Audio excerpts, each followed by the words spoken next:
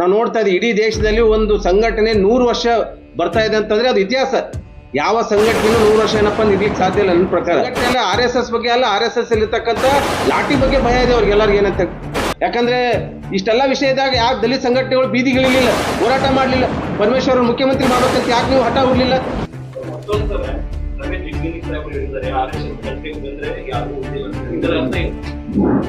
ಇಲ್ಲ, ಆ ರೀತಿ ಹೇಳ್ತಕ್ಕಂಥ ಕೆಲಸ ಅವ್ರು ಯಾರು ಮಾಡ್ಲಿಲ್ಲ. RSS ತಟ್ಟೆ ಅಂತಂದ್ರೆ ನಾವು ಹೇಳಿದ್ದೇನಂತಂದ್ರೆ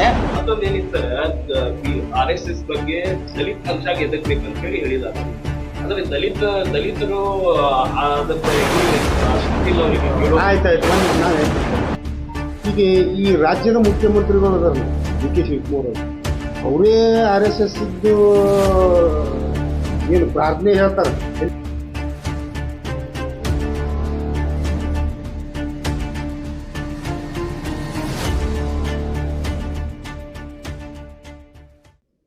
ಇವತ್ತು ಅಂತಾರಾಷ್ಟ್ರೀಯ ಯೋಗ ದಿನದ ಶುಭಾಶಯಗಳನ್ನು ಎಲ್ಲರಿಗೆ ಹೇಳುವ ಮೂಲಕ ಈ ಪತ್ರಿಕಾಗೋಷ್ಠಿಯನ್ನು ಕರೆದ ಉದ್ದೇಶ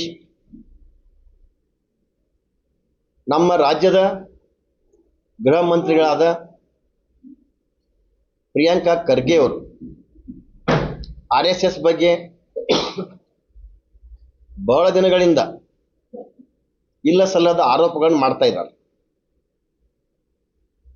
ಪ್ರಿಯಾಂಕಾ ಖರ್ಗೆ ಅವರು ಭಾಳ ಸಣ್ಣ ವಯಸ್ಸಿನಲ್ಲಿ ಗೃಹ ಮಂತ್ರಿಯಾಗಿದ್ದಾರೆ, ಭಾಳ ಹೆಮ್ಮೆ ವಿಚಾರ.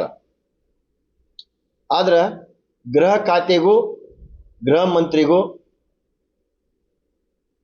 ರಾಜ್ಯವನ್ನು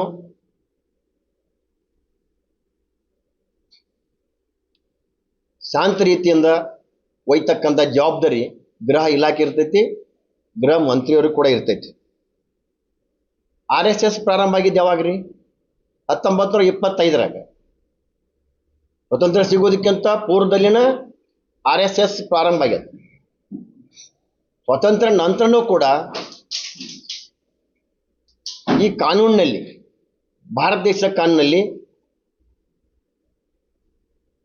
ಎಲ್ಲ ಸಂಸ್ಥೆಗಳು ರಿಜಿಸ್ಟರ್ ಆಗ್ಬೇಕಂತೇಳಿ ಕಾನೂನಲ್ಲಿ ಇಲ್ಲ.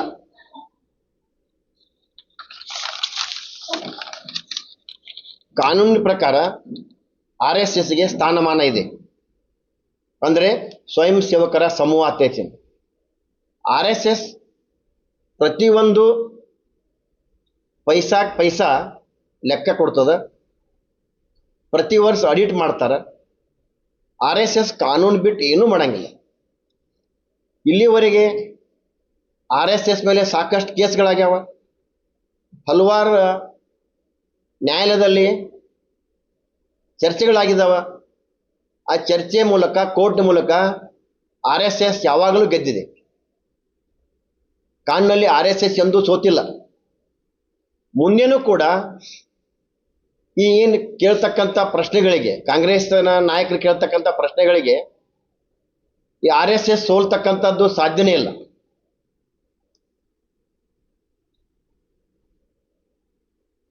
ಆದ್ದರಿಂದ ನಮ್ಮ ಕೇಂದ್ರ ಸರ್ಕಾರದ ಮಾಜಿ ಸಚಿವರು, ಹಾಲಿ ಬಿಜಾಪುರದ ಸಂಸದರು ರಮೇಶ್ ಜಿಗಜಿಣಗಿ ಸಾಹೇಬರು ಈ ಗೃಹ ಸಚಿವರಾದಂಥ ಪ್ರಿಯಾಂಕಾ ಖರ್ಗೆ ಅವರಿಗೆ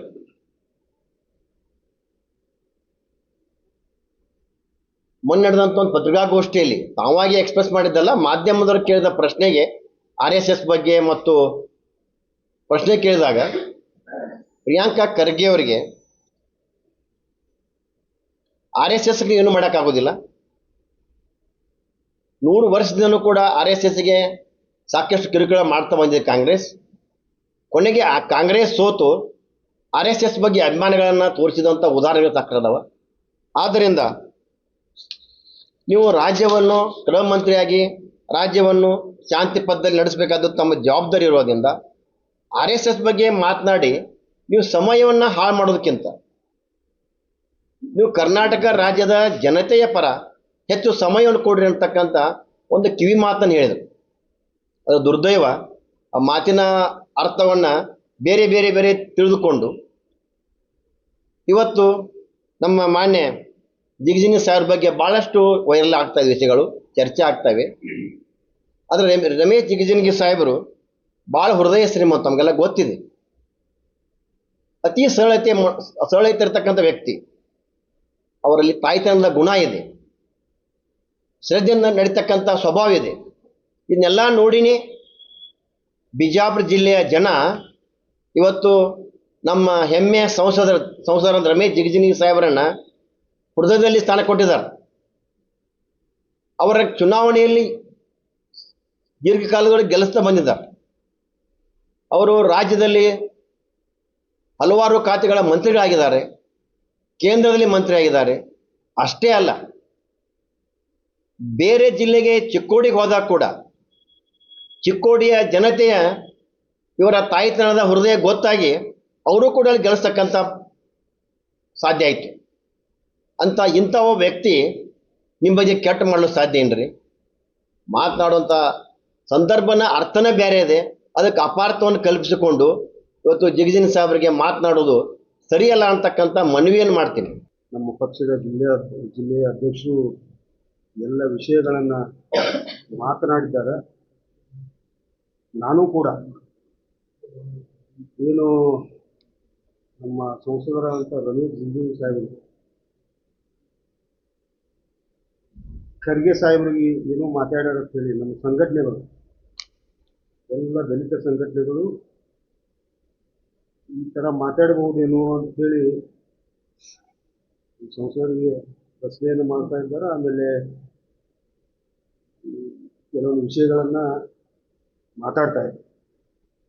ನಾನು ಎಲ್ಲ ನಮ್ಮ ದಲಿತ ಸಂಘಟನೆಯ ಮುಖಂಡರಿಗೆ ಮತ್ತು ನಮ್ಮ ಸಮಾಜದ ಎಲ್ಲ ಹಿರಿಯರಿಗೆ ಕೇಳ್ಕೊಳ್ಳೋದು ಏನಂದ್ರೆ, ಎಲ್ಲ ದಲಿತ ಸಮಾಜಕ್ಕೆ ಇಬ್ಬರು ಎರಡು ಕಣ್ಣಿದ್ದಂಗೆ.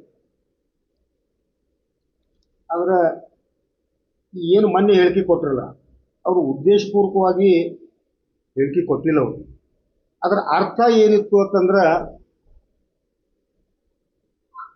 ಗೃಹ ಸಚಿವರು ಖರ್ಗೆ ಸಾಹೇಬರು RSS ಬಗ್ಗೆ ಹೇಳ್ತಾ ಇದ್ದಾರೆ. ನೀವೇನು ಹೇಳ್ತೀರಿ ಅಂತೇಳಿ ನೀವು ಮೀಡಿಯಾದವ್ರು ಕೇಳಿದಾಗ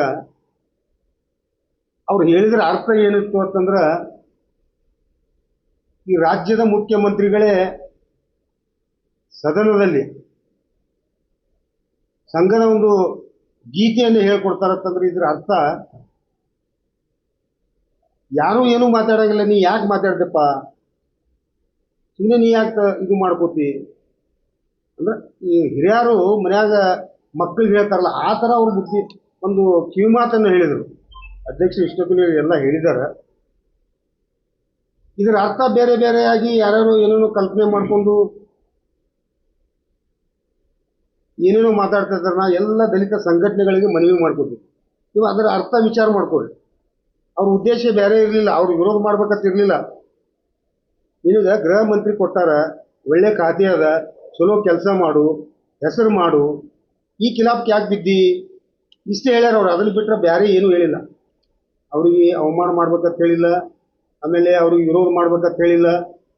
ಯಾಕಂದ್ರೆ ಮೊದಲಿನ ಹಿಡ್ಕೊಂಡು ಏನು ಸಿದ್ದರಾಮಯ್ಯ ಸಾಹೇಬರು CM ಕುರ್ಚಿಯಿಂದ ಇಳಿಯುವಂಥ ಸಂದರ್ಭದಲ್ಲಿ ಇಳಿತಾರ ಅಂತೇಳಿ ಏನೋ ಸುದ್ದಿ ಹರಿದಾಡುವಂಥ ಸಂದರ್ಭದಲ್ಲಿ ಇಡೀ ರಾಜ್ಯದಲ್ಲಿ ಯಾರೂ ಹೇಳಿಕೆ ಕೊಟ್ಟಿರಲಿಲ್ಲ. ಜಿಗಜಿಣಗಿ ಸಾಹೇಬರು ಬಿಜಾಪುರದಲ್ಲಿ ದಲಿತರು CM ಆಗಬೇಕು, ಯಾವುದೇ ಪಕ್ಷದವರು ಇರಲಿ, ಅದರ ಖರ್ಗೆ ಸಾಹೇಬರು CM ಆದ್ರೆ ನಮಗೇನು ತೊಂದರೆ ಇಲ್ಲ, ನಾವು ಭಾಳ ಖುಷಿ ಪಡ್ತೀವಿ ಅಂತ ಹೇಳಿದಂಥ ವ್ಯಕ್ತಿ ಜಿಗಜಿಣಗಿ ಸಾಹೇಬರು. ಇಂಥ ವ್ಯಕ್ತಿತ್ವಗಳಂಥವ್ರು ಏನು ಮಾತಾಡಾಗ ಅದು ಹಳ್ಳಿ ಭಾಷೆಯಲ್ಲಿ ಮಾತಾಡಿದವರು.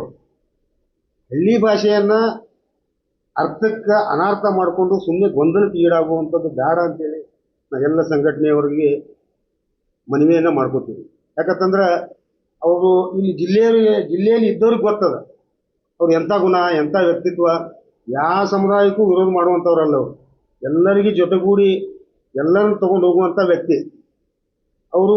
ಅಂಥ ವ್ಯಕ್ತಿಗೆ ನೀವು ದಲಿತ ಸಂಘಟನೆಯವರು, ನಿಮಗೂ ಗೊತ್ತದ ಜಿಲ್ಲೆಯಲ್ಲಿ ಇರುವಂಥವ್ರಿಗೆ ಎಲ್ಲರಿಗೂ ಅವರು ಯಾವ ಥರ ಇರ್ತಾರೆ, ಯಾವ ಥರ ಭಾಷೆ ಅದ, ಎಲ್ಲರ ಜೊತೆ ಹೆಂಗೆ ಅದಾರ, ಇದನ್ನೆಲ್ಲ ಅರ್ಥ ಮಾಡಿಕೊಂಡು ಈ ವಿಷಯನ ಇಲ್ಲಿಗೆ, ಯಾಕಂತಂದ್ರೆ ಅವರು ಖರ್ಗೆ ಸಾಹೇಬ್ರಿಗೆ ಇನ್ನೂ ತನಕ ಎಂದೂ ವಿರೋಧ ಮಾಡಿದಂತ ನಾವಂತರೂ ಕೇಳಿಲ್ಲ.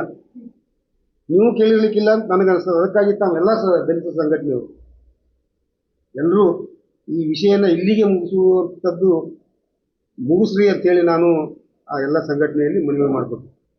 ಬಹುತೇಕ ಇಡೀ ದೇಶದಲ್ಲಿ ಒಂದು ರೀತಿ ಏನಂತಂದ್ರೆ ದೊಡ್ಡ ಚರ್ಚೆಯ ವಿಷಯ ಏನಪ್ಪ ಅಂತಂದ್ರೆ ಇವತ್ತು RSS ಬಗ್ಗೆ ಅಂತಕ್ಕಂಥದ್ದು ನಾವು ನೋಡಿದ್ವಿ. ಪತ್ರಿಕೆ ಆಗಿರ್ಬೋದು, ಮೀಡಿಯಾದಲ್ಲಿ ಆಗಿರ್ಬೋದು, ಇವತ್ತು ದೊಡ್ಡ ಮಟ್ಟದ ಸುದ್ದಿ ಆಗ್ತಾ ಇದೆ ಇಡೀ ದೇಶದಲ್ಲಿ. ಕರ್ನಾಟಕದಲ್ಲಿ ಇರ್ತಕ್ಕಂಥ ಒಂದು ವಿಷಯ ಏನಪ್ಪ ಅಂದ್ರೆ ಇವತ್ತು ಇಡೀ ದೇಶದಲ್ಲಿ ಚರ್ಚೆ ಆಗ್ತಕ್ಕಂಥದ್ದು ನಾವು ನೋಡ್ತಾ ಇದೀವಿ. ಬಹುತೇಕ ಸನ್ಮಾನ್ಯ ಪ್ರಿಯಾಂಕಾ ಖರ್ಗೆ ಅವರೇ, ನಾವೊಬ್ರು ಏನಂತಂದ್ರೆ ಬಹುತೇಕ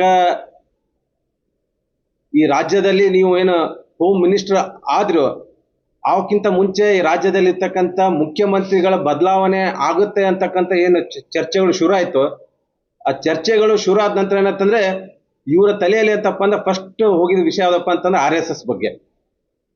ಈ ರಾಜ್ಯದಲ್ಲಿ RSS ಅನ್ನ ಕೆಣಕಿದ್ರೆ ನನಗೆ ರಾಜ್ಯದಲ್ಲಿ ಏನಾದ್ರೂ ಮುಖ್ಯಮಂತ್ರಿ ಅವಕಾಶ ಸಿಗ್ಬೋದು ಅಂತಕ್ಕಂಥದ್ದು ಏನಪ್ಪಾ ಅಂದ್ರೆ ನಿರೀಕ್ಷೆ ಇಟ್ಕೊಂಡಿದ್ರು ಅಂತಕ್ಕಂಥದ್ದು ನಮಗೆ ಪ್ರಶ್ನೆ ಮೂಡ್ತಾ ಇದೆ. ಆ ರೀತಿ ಇರ್ತಕ್ಕಂಥ ದೇಶದ ಬಗ್ಗೆ ಸಮಗ್ರವಾಗಿ ಕಾಳಜಿ ಇರ್ತಕ್ಕಂಥ ಒಂದು ಸಂಘಟನೆ ಬಗ್ಗೆ ಕೆಲವರು ಏನಂತಂದ್ರೆ ನಿನ್ನೆ ಪತ್ರಿಕಾಗೋಷ್ಠಿಯಲ್ಲಿ ಹೇಳಿದ್ರು, ಕೆಲವ್ರಿಗೆ ಏನಪ್ಪಾ ಅಂದ್ರೆ ಭಯ ಶುರು ಆಗಿದೆ. ಯಾವುದೇ ಒಂದು ಸಂಘಟನೆ ಅಂತಂದ್ರೆ ಇಷ್ಟು ದೊಡ್ಡ ಕೆಲಸ ಮಾಡ್ತಕ್ಕಂಥ ಸಂಘಟನೆ ಬಗ್ಗೆ ಅವ್ರು ಹಗುರವಾಗಿ ಮಾತಾಡ್ತಾ ಇದ್ದಾರೆ. ಸಂಘಟನೆ ಅಲ್ಲ, RSS ಬಗ್ಗೆ ಅಲ್ಲ, RSS ಅಲ್ಲಿ ಇರ್ತಕ್ಕಂಥ ಲಾಠಿ ಬಗ್ಗೆ ಭಯ ಇದೆ ಅವ್ರಿಗೆಲ್ಲರಿಗೂ ಏನಂತ. ನಿನ್ನೆ ಪತ್ರಿಕಾ ಮಾಧ್ಯಮದಲ್ಲಿ ಕೆಲವರು ಉಲ್ಲೇಖ ಮಾಡಿದ್ರು, ಇಲ್ಲ ಇಡೀ ಸಮಾಜದಲ್ಲಿ ಏನಂತಂದ್ರೆ RSS ಏನಾದ್ರು ಲಾಠಿ ಹಿಡ್ಕೊಂಡು ಏನಾದ್ರು ಪಥಸಂಚಲನ ಮಾಡಿದ್ರೆ ಸಮಾಜದಲ್ಲಿ ಭಯದ ವಾತಾವರಣ ಸೃಷ್ಟಿ ಆಗುತ್ತೆ ಅಂತಕ್ಕಂಥದ್ದನ್ನ ಹೇಳಿದ್ರು. ನಾನು ಈ ಮೂಲಕ ಹೇಳಕ್ ಇಚ್ಛೆ ಪಡ್ತಾ ಇದ್ದೀನಿ, ಇಡೀ ದೇಶದಲ್ಲಿ ಇವತ್ತು ಹೆಚ್ಚು ಜನ ಏನಪ್ಪಾ ಅಂತಂದ್ರೆ ಇವತ್ತು ರಾಷ್ಟ್ರೀಯ ಸ್ವಯಂ ಸೇವಕ ಸಂಘ ಒಪ್ಕೊಂಡಿದ್ದಾರೆ. RSS ನ ಒಂದು ಲಾಠಿ ಬಗ್ಗೆ ಇವ್ರು ಇಷ್ಟೊಂದು ಭಯ ಆಗುತ್ತಂತಂದ್ರೆ ಇತಿಹಾಸದಲ್ಲಿ RSS ಲಾಠಿ ಬಗ್ಗೆ ಏನಪ್ಪಾ ಅಂದ್ರೆ ಲಾಠಿಗೆ ಒಂದೇ ಒಂದು ಹನಿ ಏನಪ್ಪಾ ಅಂತಂದ್ರೆ ರಕ್ತವನ್ನು ಅಂಟಿಸ್ತಕ್ಕಂಥ ಇತಿಹಾಸ ಇಲ್ಲ. ಇತಿಹಾಸ ಇದೇನಾ? ಸ್ವಯಂ ಸೇವಕರು ಹೋಗಿ ಎಲ್ಲರೂ ಕೂಡ ಯಾರಾದ್ರೂ ಹೊಡೆದ್ರಂತಕ್ಕಂಥ ಇತಿಹಾಸ ಐತೆ? ಆದ್ರೆ ಈ ರೀತಿ ಇರ್ತಕ್ಕಂಥ ದೇಶದ ಬಗ್ಗೆ ಸಮಗ್ರವಾಗಿ ಚಿಂತನೆ ಮಾಡ್ತಕ್ಕಂಥ ಒಂದು ರಾಷ್ಟ್ರೀಯ ಸಂಘಟನೆಯನ್ನ ಇವರು ತಮಗೇನತ್ತಂದ್ರೆ ತಮ್ಮ ಒಂದು ರಾಜಕಾರಣದ ಬೇಳೆಯನ್ನು ಬೆಳೆಸ್ಕೋಗೋಸ್ಕರ ಏನಪ್ಪಾ ಅಂದ್ರೆ ಇವತ್ತು ರಾಷ್ಟ್ರೀಯ ಸ್ವಯಂ ಸೇವಕ ಸಂಘನ ಏನಪ್ಪಾ ಅಂತಂದ್ರೆ ವಿರೋಧ ಮಾಡ್ತಾ ಇದ್ದಾರೆ. ಮತ್ತೊಂದ್ಸಲ ರಮೇಶ್ ಜಿಗ್ಗಿಣಿ ಸಾಹೇಬರು ಹೇಳಿದ್ದಾರೆ RSS ತಟ್ಟೆಗೆ ಬಂದ್ರೆ ಯಾರು ಉಳಿದಿಲ್ಲ ಅಂತ ಹೇಳಿ. ಇದರ ಅರ್ಥ ಏನು? ಇಲ್ಲ, ಆ ರೀತಿ ಹೇಳ್ತಕ್ಕಂಥ ಕೆಲಸ ಅವ್ರು ಯಾರು ಮಾಡ್ಲಿ ಅಂತ. RSS ತಟ್ಟೆ ಅಂತಂದ್ರೆ ಅವ್ರು ಹೇಳಿದೇನಂತಂದ್ರೆ, ಸನ್ಮಾನ್ಯ ಪ್ರಿಯಾಂಕಾ ಖರ್ಗೆ ಅವರೇ, ನೀವು ಅತಿ ಚಿಕ್ಕ ವಯಸ್ಸಲ್ಲಿ ಹೋಮ್ ಮಿನಿಸ್ಟರ್ ಆಗಿದ್ರಿ, ಹೈದರಾಬಾದ್ ಕರ್ನಾಟಕ ಇರ್ತಕ್ಕಂಥ ಪ್ರಭಾವಿ ಸಚಿವರು, ನೀವು ಮಾಡ್ಲಿಕ್ಕೆ ಸಾಕಷ್ಟು ಅವಕಾಶಗಳಿದೆ, ಕೆಲಸಗಳಿದಾವೆ, ನೀವು ಅದ್ರ ಬಗ್ಗೆ ಗಮನ ಹರಿಸಿರಿ. ನೀವು ಹೋಮ್ ಮಿನಿಸ್ಟರ್ ಆಗಿದ್ದಕ್ಕೆ ನಮಗೂ ಖುಷಿ ಅಂತ ಒಬ್ಬ ಉತ್ತರ ಕರ್ನಾಟಕದಲ್ಲಿ ಇರ್ತಕ್ಕಂಥ ವ್ಯಕ್ತಿಗಳು ಏನಪ್ಪಾ ಅಂತಂದ್ರೆ ಹೋಮ್ ಮಿನಿಸ್ಟರ್ ಆಗ್ತಾರಂತಂದ್ರೆ ನಿಮ್ ಮೇಲೆ ನಿರೀಕ್ಷೆ ಇದೆ, ಮಾಡ್ಲಿಕ್ಕೆ ಸಾಕಷ್ಟು ಇದಾವೆ. ಇಡೀ ರಾಜ್ಯದಲ್ಲಿ ಕಾನೂನು ವ್ಯವಸ್ಥೆ ಹದಗೆಟ್ಟೈತಿ. ಅಂತ ಸಂದರ್ಭದಲ್ಲಿ ನೀವು ಅದನ್ನ ಬಿಟ್ಟು ಕೇಸಿಂದ ನಾವು ಯಾವ ಏನಪ್ಪಾ ಅಂದ್ರೆ ಇಡೀ ವಿಷಯನ ಡೈವರ್ಟ್ ಮಾಡ್ತಕ್ಕಂಥ ಕೆಲಸವನ್ನ ಮಾಡ್ಬೇಡ್ರಿ ಅಂತಕ್ಕಂಥದನ್ನ ಇಂಡೈರೆಕ್ಟ್ ಆಗಿ ಹೇಳ್ತಕ್ಕಂಥ ಕೆಲಸವನ್ನ ಮಾಡಿದಾರ. ಉಳಿದಿಲ್ಲ ಅನ್ನೋದಕ್ಕೆ ಒಂದು ನಿಮಿಷ, ಅವ್ರು ಏನ್ ಹೇಳ್ಯಾರಂತಂದ್ರ, ಈಗ ಅಧ್ಯಕ್ಷರು ಹೇಳಿದ್ರು ಏನಂತ, ಕಾಂಗ್ರೆಸ್ ಒಳಗೂ RSS ಸ್ವಯಂ ಸೇವಕರು ಅದಾರ, ಅವ್ರ ಪರವಾಗಿ ಇರ್ತಾರ. ಈ RSSಕ್ಕೆ ಹಿಂಗೆ ಮಾಡೋದ್ರಿಂದ ಅವ್ರು ನಿಮಗೆ ವಿರೋಧ ಆಗ್ತಾರ. ಅವ್ರು ಹೇಳಿದ್ರ ಅರ್ಥ, ನಿಮ್ಮವರೇ, ನಿಮ್ಮ ಕಾಂಗ್ರೆಸ್ದಾಗ ಇದ್ದವ್ರೆ RSS ಪರವಾಗಿ ಅದಾರ, ಈಗ ನಿಮ್ಮ ಪರವಾಗಿ ಅದಾರ.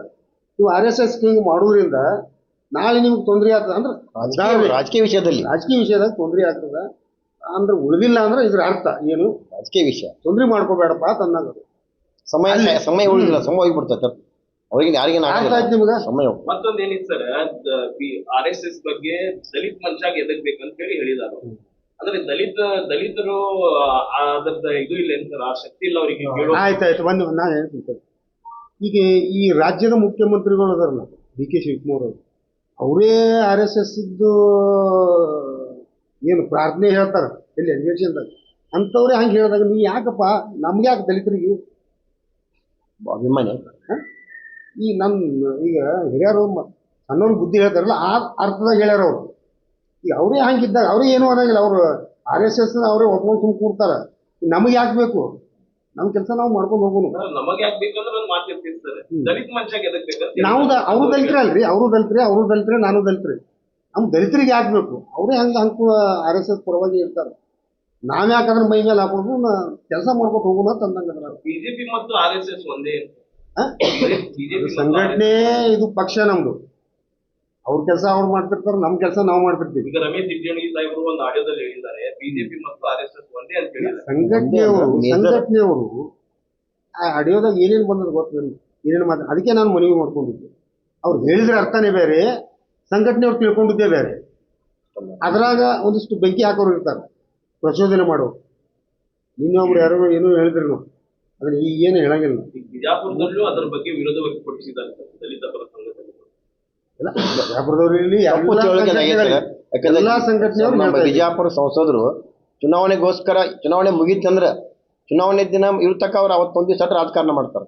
ಚುನಾವಣೆ ಮುಗಿದು ಮರು ದಿವಸನ ಪಕ್ಷಾತೀತವಾಗಿ ಅಲ್ಲಿ ತನ್ನ ಕಚೇರಿಗೆ ಬರ್ತಕ್ಕಂಥ ಯಾವುದೇ ಸಾಮಾನ್ಯ ಮನುಷ್ಯ ಇರಲಿ, ಅವ ಕಾಂಗ್ರೆಸ್ ಮಾಡಲಿ, BJP ಮಾಡಲಿ, JDS ಮಾಡಲಿ, ಎಲ್ಲರನ್ನೂ ಒಪ್ಕೊಳ್ತಕ್ಕಂಥ ದೊಡ್ಡ ಹೃದಯ ಶ್ರೀಮಂತಿಕೆ ಅವ್ರಲ್ಲೈತಿ. ಅಂಥ ವ್ಯಕ್ತಿಯಿಂದ ಅಂಥ ಕೆಟ್ಟ ಭಾಷೆ ಬರಕ್ಕೆ ಸಾಧ್ಯನೇ ಇಲ್ಲ ಅಂತಕ್ಕಂಥದ್ದು. ಮತ್ತು ಬಿಜಾಪುರ ಜಿಲ್ಲೆಯ ಜನರ ಅವ್ರಿಗೂ ನೋವಾಗ್ತಾ ಇದೆ. ಭಾಳ ಬಿಜಾಪುರ ಜಿಲ್ಲೆ ಭಾಳಷ್ಟು ಪ್ರಬುದ್ಧರು ಫೋನ್ ಹಚ್ಚಿದ್ದಾರೆ, ಏನ್ರಿ ಎಂಥ ವ್ಯಕ್ತಿತ್ವ ಮನುಷ್ಯ ಪಾಪ ಹಿಂಗೆ ಆಗ್ತಾ ಇದೆ ಅಂತಕ್ಕಂಥ ನೋವು ಬಿಜಾಪುರ ಜನರಿಗೂ ಕೂಡ ಅದು ಬರ್ತಾ ಇದೆ. ಅದಕ್ಕೆ ಅವ್ರ ಬಗ್ಗೆ ಯಾವ ತಪ್ಪು ತಿಳಿಯಂಥ ವ್ಯಕ್ತಿ ಅವರಲ್ಲ. ಅದಕ್ಕೆ ನಾ ಎಲ್ಲರಿಗೂ ವಿಚಾರ ಇಷ್ಟೇ ನಾವು ಚರ್ಚೆ ಮಾಡ್ತಾ ಇದೀವಿ. ಇದನ್ನ ಹೆಚ್ಚು ಮಾಡೋದು ಬೇಡ ಅಂತಕ್ಕಂಥ ಮನವಿಯನ್ನು ಮಾಡ್ಕೊಂಡು ನನ್ನ ರಮೇಶ್ ಜಿಗಜಿಣಗಿ ಸಾಹೇಬ್ ಏನು ಹೇಳಿಕೆ ಕೊಟ್ಟಿದ್ದಾರಲ್ಲ, ಅದಕ್ಕೆ ನಿಮ್ಮ ಸಮರ್ಥನೆ ಇದೆ ಅಂತ.